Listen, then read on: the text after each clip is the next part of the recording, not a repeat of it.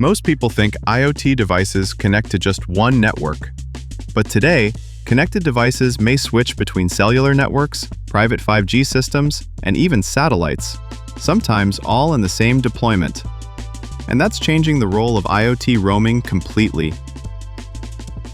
In simple terms, IoT roaming allows devices to stay connected outside their main carrier network. It's what helps devices like payment terminals, fleet trackers, and other smart devices stay online across different regions and countries. For years, this mostly happened through public cellular networks. But now, the landscape is changing.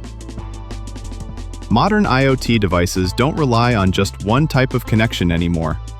A device might use a public 5G network in a city, switch to a private LTE network inside a warehouse, and then rely on satellite coverage in remote areas. To users, everything may still appear connected, but behind the scenes, the connection itself is constantly changing.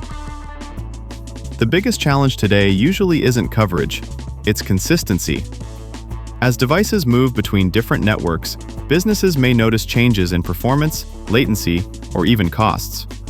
At small scale, that's easy to overlook.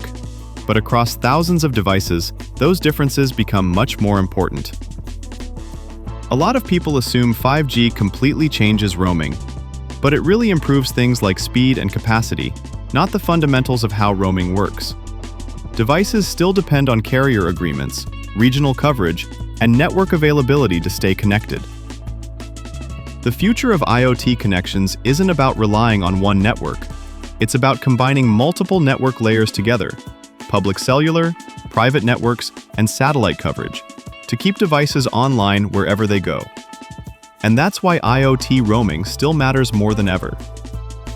To learn more about our IoT solutions for your business, check out our site. Thanks for watching, and we'll see you in the next one.